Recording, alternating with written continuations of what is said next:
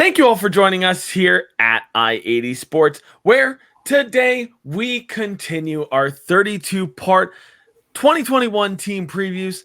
Tonight's team, the Montreal Canadiens. Thank you all for joining us here once again here at I-80 Sports.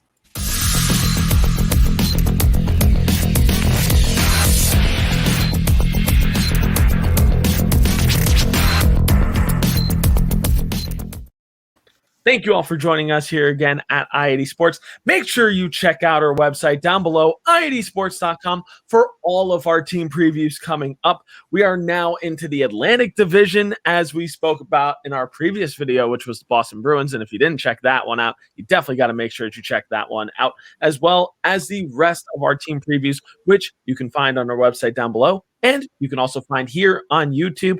And if you're here on YouTube, make sure you drop a like, comment, and subscribe for all of the team previews we have coming up. We've gotten through more than half of the NHL teams. We've got the rest to go in the Atlantic Division as well as the Metropolitan, and we'd love for you guys to join along for the ride. And if you're on Twitter, make sure you follow down below at I80_SportsNHL. And if you're already currently following, thank you guys so much, because we greatly value all of your support. Without you guys, we can't do this on a weekly basis, and maybe I would also get better at English. But as always, guys, I'm Brian. He's Tom. Tom, how you doing tonight? Doing well. And here we are to preview the Stanley Cup finalists from last year. I can't really even call them a defending conference champion because there were really no conferences. So the defending Stanley Cup finalists from last year in Les Habitants, the Montreal Canadiens. Yeah. And pretty surprising seeing the Montreal Canadiens make it all the way to the Stanley Cup final, or maybe not so surprising, as we might highlight through what we talk about here with the Montreal Canadiens. So we're going to take it right away right now by talking about some 2020 and 2021 team facts. So first and foremost, what was Montreal's record last year? Well, it was 24, 21, and 11. That's 24 wins to 21 losses to 11 overtime losses, which was good for 59 points. And they finished fourth in the NHL North Division. And despite finishing fourth, as we talked about before, they reached the Stanley Cup Finals, where they lost to the Tampa Bay Lightning in 5 games. But before then, they won all of their series against the Toronto Maple Leafs, the Winnipeg Jets, and the Vegas Golden Knights. All 3 teams believed to be better than the Montreal Canadiens last year, so they defied the odds. Power play and penalty kill stats, they were right around league average in both categories. On the power play, they were sitting at about 19.21% on the power play, and on the penalty kill, they were slightly below league average, sitting at 78.49% on the penalty kill. League average is around 80%, so they were just a little below average last year. Leading scorers for the Montreal Canadiens were Tyler Toffoli with 44 points. 44 points in his first year as a Montreal Canadien to boot. Jeff Petrie, 42 points as well. And for a defenseman, that's pretty good. And lastly, Nick Suzuki with 41 points. The youngster posting 41 points in as close to a full season as you could possibly get for the Montreal Canadiens there. Some additions and subtractions here for the Montreal Canadiens, and we saw quite the change to the Montreal Canadiens in the offseason. So additions include Matthew Perreault, Cedric Paquette, Mike Hoffman, David Savard, Chris Weidman, and recently acquired Christian Dvorak. And subtractions, we've got some really interesting ones. First off, Jesperi Kotkaniemi lost to offer sheet to Carolina. Then Philip Deneau, Corey Perry, Thomas Tatar, John Merrill, Shea Weber to injury. He's still on the roster, but he is currently on LTIR. It is believed that he may have played his final NHL game. And Cale Fleury to the expansion draft. He is officially a member of the Seattle Kraken. Now we're going to move on to X Factors, where no, we are not talking about EA Sports NHL 22 X Factors.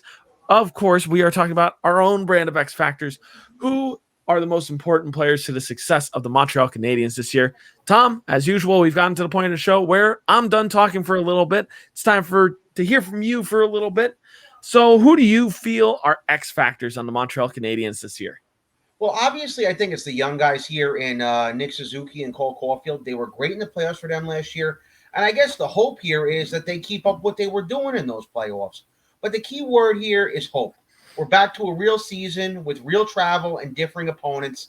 Obviously, the opponents are going to be somewhat different, somewhat the same. They didn't see teams like the Boston Bruins and Tampa Bay Lightning and the Florida Panthers last year, who were three very good teams, who are teams they're going to see more often than not this year. They didn't see those teams last year. They're also, I guess, with those guys, they're expecting them to pick up the baton and run with it. And what they don't have this year is kind of like that veteran leadership, that mentorship of guys to lean back on in guys like Shea Weber, who's obviously on the IR, and Corey Perry, who has left to go to the Tampa Bay Lightning, the defending champions. So it's really going to be on them to pick up where they left off and to kind of keep going with it. And, it's easier said than done, but I'm curious to see what these two do. Yeah, and I completely agree. I think the X factors on this team are clear. And just like Tom was alluding to before, it's Nick Suzuki and Cole Caulfield. And even the newest addition, I'm going to throw in Christian Dvorak in there, especially with how gutted the Montreal Canadiens were this offseason at the center position. I'll get to that in just a minute, though. So this Montreal team looks quite different to the team that made the Stanley Cup final just last year. And Nick Suzuki and Cole Caulfield were deadly together leading up to the Stanley Cup final. They racked up 28 points together in 42 combined games throughout the Stanley Cup playoffs in 2021. Given a full 82 games this season for both of them, these two could easily produce over 100 points. And they could see significant time on the power play as well, and which would be great as building blocks for the Montreal Canadiens going forward. Now, Christian Dvorak I mentioned simply because he's going to most likely slot in as your center 2. Nick Suzuki likely slots in as your center 1. And they're going to have to pick up the slack up the middle this year, especially with the recent departures of Philip Deneau and Jesperi Kotkaniemi, which, speaking of players missing in action, we may have likely seen the last game played by Captain Shea Weber. And the Canadiens will miss Weber in this lineup, but the games go on. Jeff Petrie and recently signed defenseman David Savard will look to pick up the right side of defense for Montreal this year. Now, Jeff Petrie had a fantastic year last year. He's had a fantastic couple of years. He's a multiple-time All-Star at this point. He's also been nominated for the Norris Trophy before. Has he won it? No. He's not necessarily a Norris Trophy winning defenseman. Neither is David Savard. Surprisingly, Shea Weber has also never won a Norris Trophy. He's gotten votes before. He's never won the Norris Trophy, though, which I always found kind of interesting when looking back at the career of Shea Weber. It's really interesting that he was a guy that never won the Norris Trophy, even as a member of the Nashville Predators. But you've got Jeff Petrie and David Savard that are going to pick up the slack on the top 4 this year for the Montreal Canadiens. Jeff Petrie is absolutely going to be quarterbacking a power play. David Savard could spend time on the penalty kill as well as a little bit of time on the power play as well, but he could also lose a little bit of time to forwards on the power play. But Savard, who won the Stanley Cup with Tampa Bay this past year, signed a long-term deal with Montreal this past summer, and he's going to look to prove why he's worth the money that they just invested in him. So that's going to be a really interesting storyline to watch over the course of this year, next year, the years to come.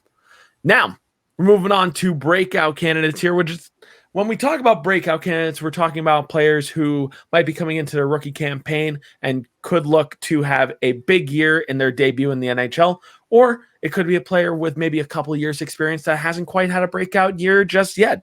So, Tom, who in your mind is a breakout candidate or candidates on the Montreal Canadiens?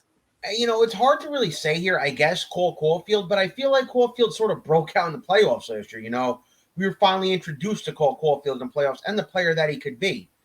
So I would guess it would be him if I had to pick, but it's really hard because really outside of him and Suzuki who really dominated in those playoffs, there's really nobody on this roster that's really, kind of jumping up and saying, hey, look at me. Hey, look at me. For as good of a breakout player that Caulfield can be, Caulfield could also be, a player that could falter as well.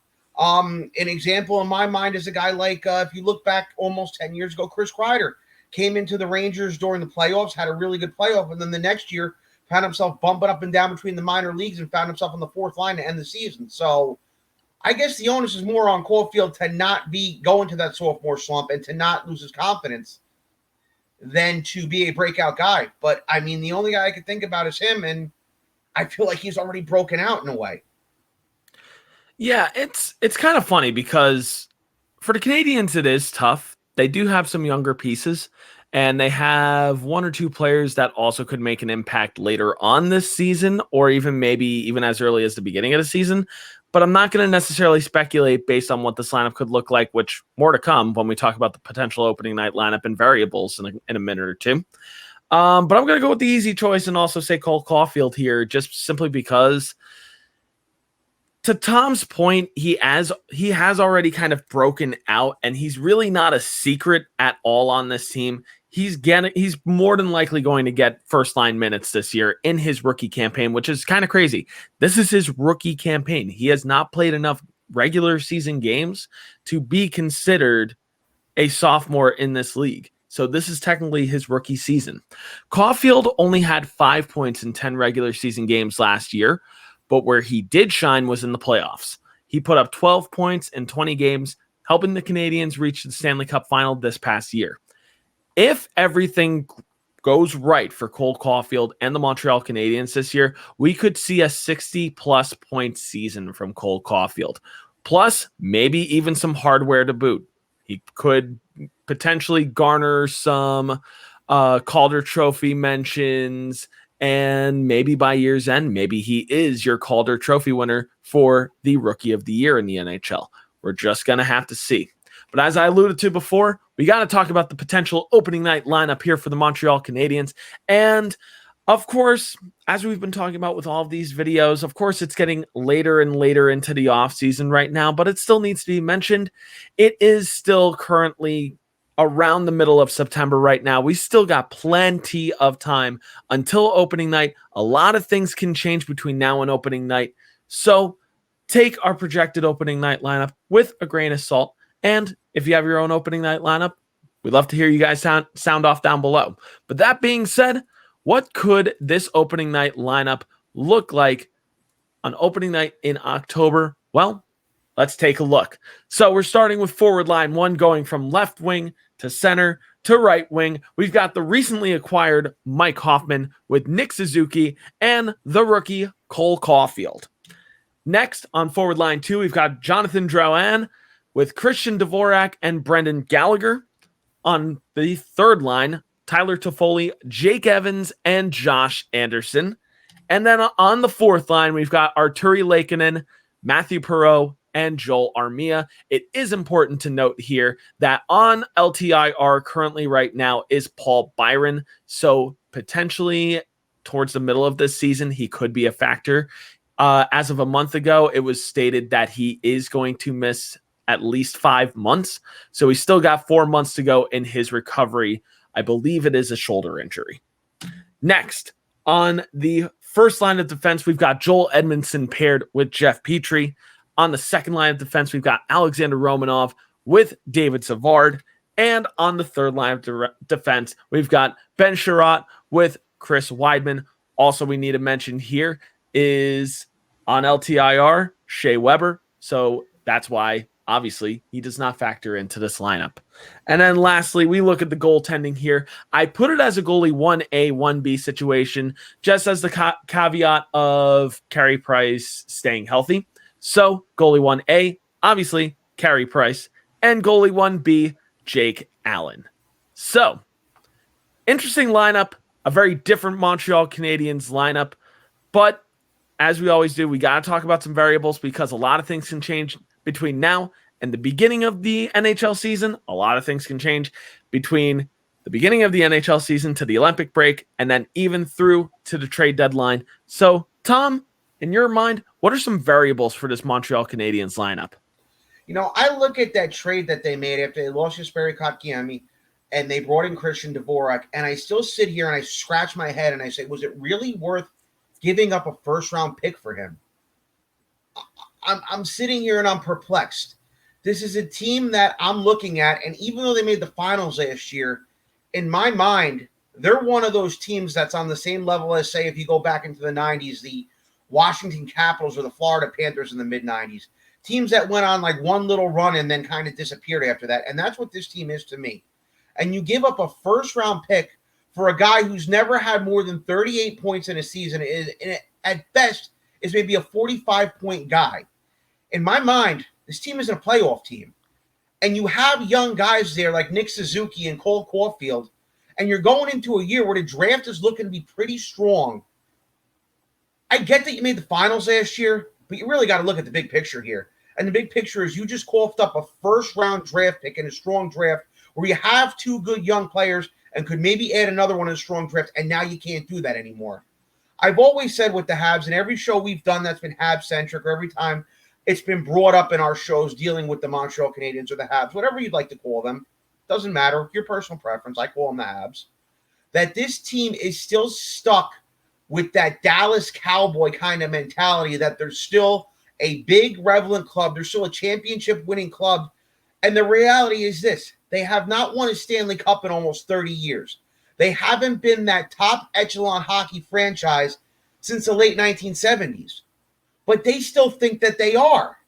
And it drives me up a wall. Because they made the finals last year, but they kind of got lucky. There were teams, like my favorite team, the Rangers, who finished with more points than they do, and it was just luck of the draw that the Habs made the playoffs. And now them making the finals last year has got them thinking that they're a contender again? I'm sorry, they're just not. And this Christian Dvorak deal, I think, is really going to come back and bite them eventually.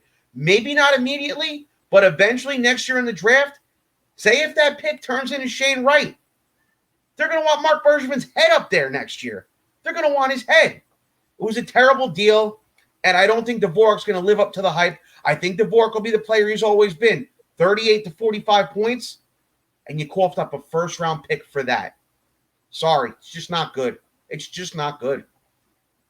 Yeah, and it's tough to look at that deal and not think desperation, especially after losing Jesperi Kotkaniemi to offer sheet to the Carolina Hurricane. To play devil's advocate in Christian Dvorak's favor here, he is still technically young. You can consider that he hasn't entered the prime of his career yet. He is only 25 years old. So maybe there is a possibility that he could maybe have more in that tank that we just have not seen yet. And maybe he just needs to be on a more talented squad than the Arizona Coyotes, but he's got to prove it this year, and he's going to have to prove it in top 6 minutes for the Montreal Canadiens, and he's going to have to live up to expectations. Mark Bergevin has very high expectations for this team that I don't know if the Montreal Canadiens this year can match. Hopefully they can. Hopefully this doesn't mean, a poor future for Dominic Ducharme in the future, the head coach of the Montreal Canadiens, but we're just going to have to see. But in terms of variables for me, for one thing, when does prospect Ryan Poehling crack this lineup for good? It's not a matter of if, but when this season at this point. And there are those that think that Poehling could be in this lineup as early as opening night. So it would be kind of interesting to see who would come out if Ryan Poehling impresses enough at camp to be able to steal a spot out of camp. Secondly, will Montreal miss the likes of Shea Weber, Paul Byron, Jesperi Kotkaniemi, Thomas Tatar, and Philip Deneau? I think, honestly, they will. They're going to miss Philip Deneau, and especially how he drew up the middle and his two-way style of playing. I think they're absolutely going to miss Shea Weber's grit in the corners. I think they're going to really kind of miss out on what Jesperi Kotkaniemi could become. I always thought that they botched his development and rushed him up to the NHL too quick. And I'll be interested to see what Kotkaniemi could do on a more talented and deep Carolina Hurricane lineup. More to come when we talk about the Carolina Hurricane in the coming weeks. And Thomas Tatar, which I'll talk about more when we talk about the New Jersey Devils in the coming weeks, is one of the best 5-on-5 players in the entire NHL. Something that, once again, we'll talk about once we get to the New Jersey Devils, where he ended up after he was in Montreal. And I think Montreal's going to miss all of these guys. The changing of the guard, I think, could end up being jarring this year for the Montreal Canadiens. Lastly, can Carey Price stay healthy long enough to give Montreal a shot at making the playoffs this year? Carey Price, unfortunately, was banged up after the Stanley Cup final. Like a lot of teams that go to the Stanley Cup final, you find out about injuries after the fact. And Carey Price was one of those guys that we found out, oh yeah, he was playing hurt since the Vegas series. And he needed a lot of time to be able to recover from that. Is he going to be right when he comes back? You look at the previous year for Dallas with Ben Bishop. He missed the entire year because of his injury. I don't think Carey Price is going to miss a year, but I do think it's possible that we could miss a few games from Carey Price this year, which would be devastating to the Montreal Canadiens. Jake Allen was great in relief of Carey Price last year, but hopefully it's not a flash in the pan. Jake Allen has always been a solid goaltender, even in his years as a St. Louis Blue, but he's also on the older side, just like Carey Price. Both goaltenders are not getting any younger, and Caden Primo is not ready for NHL minutes yet. So they still have to kind of tread the water until Primo is ready to actually come up, take some NHL minutes, and maybe eventually change the guard over from Carey Price over to Primo. But that's just left to be seen. Montreal, it's a changing of the guard. It's a new team this year. It's going to be really, really interesting to watch for sure. Now, to wrap this up, as we always do, we got to talk about our question of the day, which the question of the day is the same as always. Where does Montreal finish in the Atlantic Division this year? Tom, let's start with you. I have a feeling that we have very, very similar thoughts here, but where do you think the Montreal Canadiens finish in the Atlantic Division? Well, I don't think they're a bottom feeder per se. I think that there's definitely two teams in this division who are going to finish in 7th and 8th. But I don't think they're a playoff team either. Like I mentioned before, I hate to sound like a broken record. They're just another one of those flash-in-the-pan teams. They caught lightning and bottom in the playoffs last year and rode it all the way to the finals, and we're 3 wins away from a Stanley Cup. But just there's some other teams in this division right now that I think are obviously better than they are, and there may be another team close by to them with a similar young core that may push them a little bit. But that still remains to be seen what that other team does. So right now I'm going to play it safe, and I'm going to say 5th place in the Atlantic Division. Yeah, I honestly think that is a very safe assessment. This was honestly so tough to judge simply because of how unpredictable this lineup actually is. Montreal for the past 2 years has been an unpredictable lineup. We've looked at the beginning of last year, stunned that Montreal was one of the best teams in the entire NHL. We did an entire episode on that, in fact. If you want to go back and check that out, that's in our back catalog. So go and check it out. It was from about February of last year, I believe. Yep. And, since then, they've been a little streaky. And there was thoughts that maybe Montreal wasn't going to make the playoffs. And then lo and behold, they made the playoffs and they made it to the Stanley Cup final. So if you can get in there, anything can happen. But it's about getting to the Stanley Cup playoffs in general. And in some ways, this lineup is better than last year, but there are other ways in which that this lineup is worse. I think they're missing out on a lot of experience that they had last year, experienced veterans that they had last year, guys with some grit to say. So I hate to say this, but I'm not sure I see Montreal making the playoffs this year. I predict that the Montreal Canadiens are going to finish 5th in the Atlantic Division this year. So I'm going to go with the same prediction that Tom had here.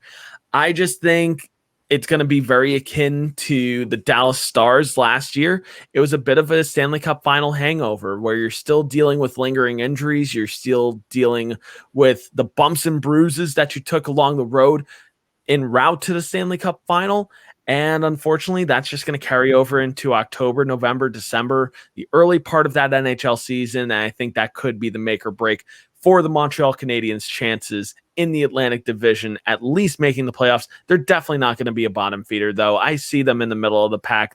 I don't see an epic collapse this year by the Montreal Canadiens. Maybe I'm wrong, but Tom and I just don't see that, to be honest, right?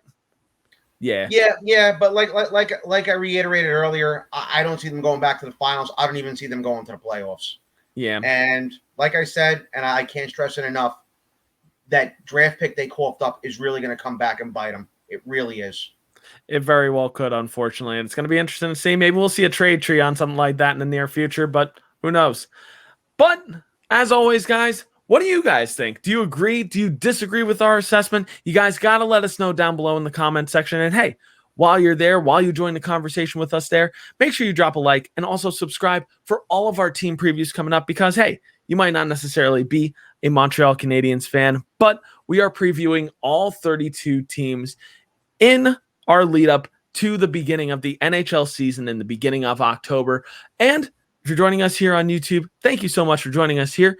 But if you want another place that you can check us out, you can check us out on our website down below, i80sports.com, where not only can you find the rest of our NHL content and our team previews, you can also find our NFL, NCAA football, MLS, and NBA coverage there as well. The NFL and NCAA football season has just begun. You got to make sure you give our guys some love over there for all of the awesome analysis that they are providing on their side of the channel as well. And if you're on Twitter, make sure you follow us down below at i80_sportsNHL. And if you're following already, thank you all so much because without your support, we can't do this on a weekly basis. But it's time to move on from the Montreal Canadiens and talk about another team in the Atlantic Division. So with that, I'm Brian. He's been Tom. This has been our Montreal Canadiens 2021-2022 team preview.